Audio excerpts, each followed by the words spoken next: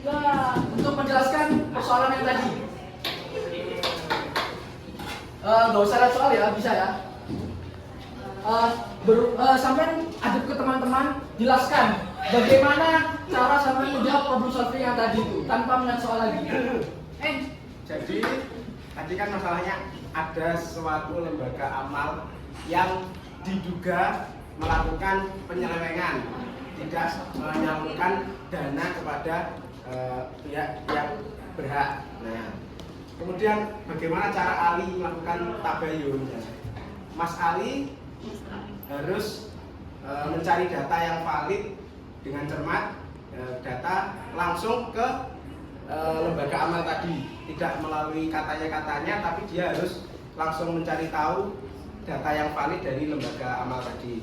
Nah, dari situ Ali itu namanya tabayun ya. Jadi Ali jadi tahu apakah lembaga amal itu tadi benar-benar menyelewengkan dana atau lembaga amal itu sebenarnya tidak menyelewengkan. Ya, jadi itu tabayun. Ya, silakan duduk kembali. Tepuk tangan untuk kelompok 3. Baik, saya koreksi sedikit. Sebenarnya benar yang disampaikan.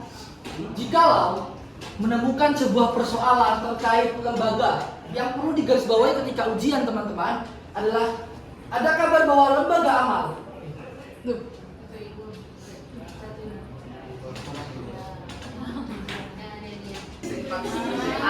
Baik, jikalau terdapat soal di ujian, teman-teman, ada masalah seperti ini, berarti yang perlu disoroti pertama kali adalah lembaga amalnya atau berita atau suatu hal yang disebutkan sebagai hoax. Nah, masalahnya adalah bagaimana cara Ali menerapkan prinsip tabayun dengan data valid dan cermat. Nah, yang perlu digarisbawahi di sini adalah lembaga amal. Caranya adalah dengan cara Ali langsung mengoreksi dan mencari data terhadap lembaga amal yang bersangkutan, bukan dengan cara tanya kepada si fulan, tanya kepada yang ini, itu, dan lain sebagainya. Jadi perlu digarisbawahi bahwa yang menjadi sorotan ketika membahas tentang tabayun adalah lembaga yang bersangkutan. Seperti itu. Baik, kita lanjut kepada kelompok 2. Silakan kelompok 2 untuk memilih nomor 1 atau nomor 3.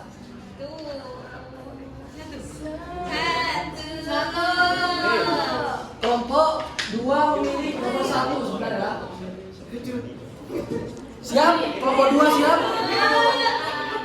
Enggak. Caranya adalah nanti kan di sini ada tema nih. Nah, kalian langsung memilih yang berhubungan dengan tema itu. Yang berhubungan nggak usah dipilih. 4 pilihan. Siap? Nomor 1 ya. Oke, nomor 1 kita pilih. 1, 2, 3.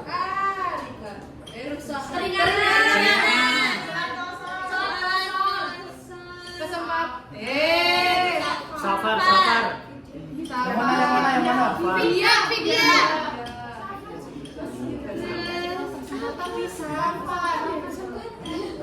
Tidak puasa. Kesempatan. Baik. 2, oke, selesai. Pilihannya adalah keringanan soal tidak puasa Vidya. Kita next, apakah jawabannya benar semua? Silakan kita lihat. Oke, membuktikan Salah kabeh. Ingat, teman-teman, jangan sampai terkecoh dengan soal. Rusuh itu bukan tidak puasa dan tidak sholat. Kan sudah dijelaskan tadi. Rusuh itu adalah tidak puasa tapi dikodok. Bukan tidak puasa saja. Tidak sholat tapi diganti dengan sholat qasar atau sholat jamak. Nah, jadi yang benar adalah safa, keringanan, sholat qasar, dan vidya. Maka dari itu kelompok 1, kelompok 2 nilainya 75. Karena benarnya cuma 3, salahnya 1. Oke, kita lanjut.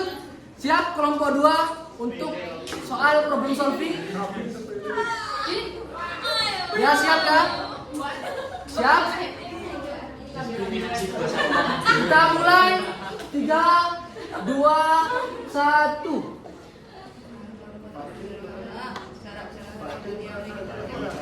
Jalan itu. Sorry. Kan cewek udah gini.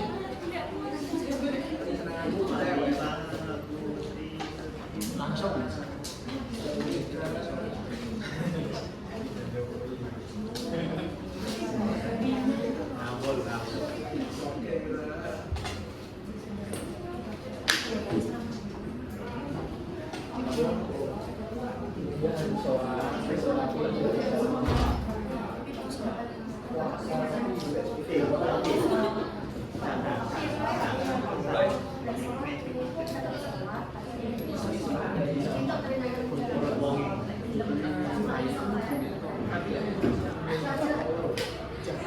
Detik, 10, 8, 7, 6, 5, 4, 3, 2, 1.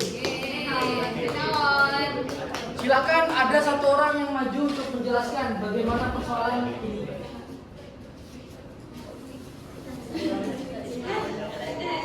Ya, silakan menghadap teman-temannya.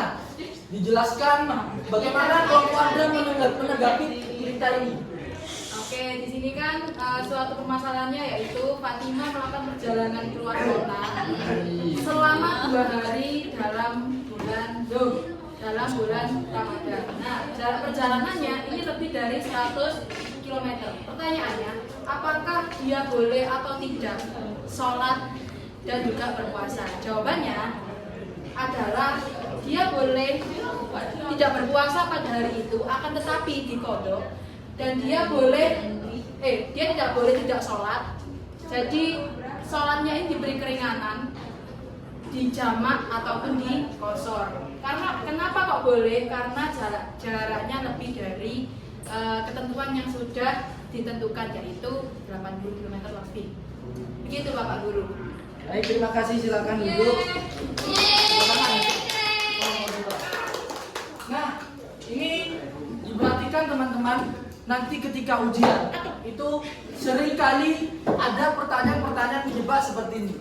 Jikalau pertanyaannya adalah apakah, maka jawabannya cuma 2, ya dan juga tidak. Jikalau di soal pertanyaan ada soal kayak gini, terus pertanyaannya apakah boleh tidak sholat dan tidak puasa? Ya atau tidak? Tidak boleh. Nah, itu harus dicermati. Tidak boleh tidak puasa dan tidak sholat. Yang boleh dikosor dan juga dikodok. Nah, itu. Jikalau ada soal seperti ini, soal menjebak. Kecuali kalau ada penjelasan apakah ia boleh tidak sholat dan tidak puasa dan mengganti di lain waktu, barulah boleh. Tapi kalau cuma kayak gini, ini tidak boleh. Ini banyak salah di persoalan di teman-teman ketika mengerjakan ujian. Baik, terima kasih kepada kelompok 2. Tepuk tangan semuanya untuk kelompok 2. Oke, terakhir dari kelompok 1. Tinggal nomor 3 ya. Siap? Kelompok 1 siap? Kita mulai ya. 3, 2, 1.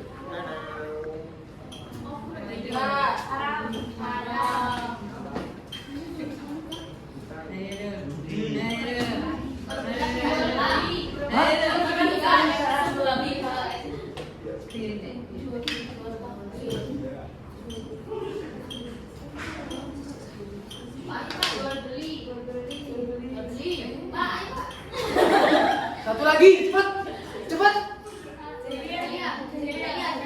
Jadi ya. Iya.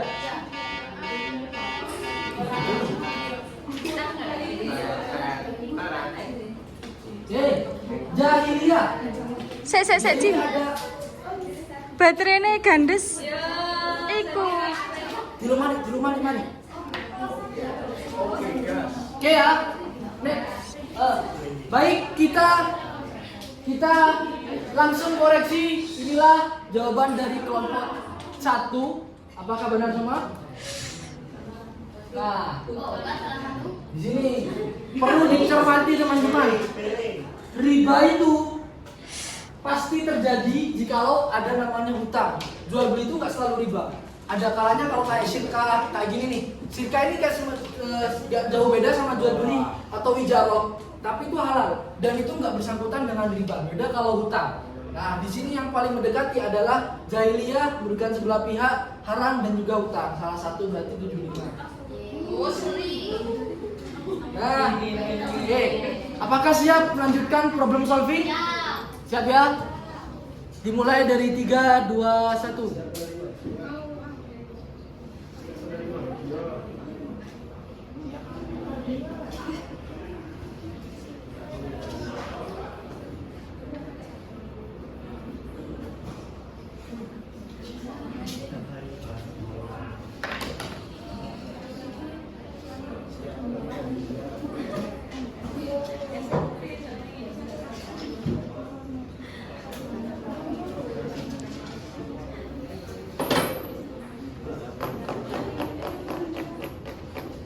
Detik.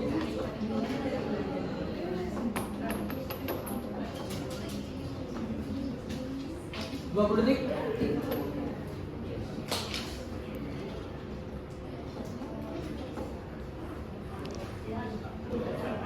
9, 8, 7, 6, 5, 4, 3, 2, 1. Baik, silakan perwakilan dari kelompok 1 untuk menjawab persoalan yang tadi.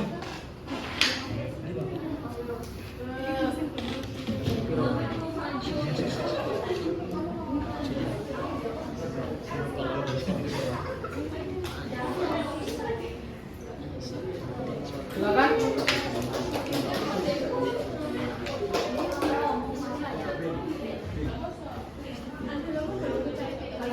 Jelaskan kepada teman-temannya. Ada pesan biar teman-temannya ngerti. Oke. Jadi saya akan mencoba menjawab pertanyaan ini setelah diskusi dengan teman-teman saya. Nah, jadi jawaban saya dan juga teman-teman saya itu solusinya dapat dipertimbangkan supaya Aisyah ini bisa mendapatkan modal dengan tanpa riba, yaitu dengan pembiayaan dari koperasi syariah. Karena sesuai dengan namanya koperasi syariah ini pastinya di dalamnya itu mengandung unsur-unsur syariah yang sesuai dengan agama Islam. Jadi pilihan yang mungkin bisa diambil oleh Aisyah ini yaitu meminjam dari koperasi syariah. Sekian yang dapat saya sampaikan. Baik, terima kasih kepada perwakilan dari kelompok 1.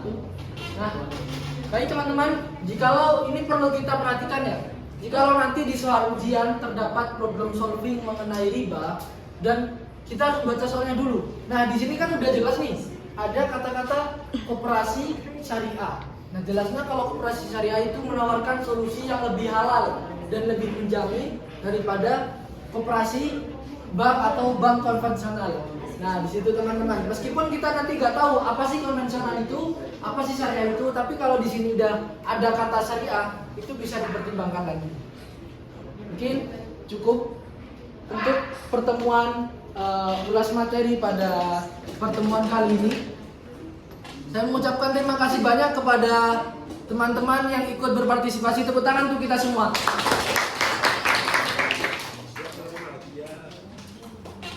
Hadiah, ada hadiahnya nanti ya, kapan-kapan ya semoga ya.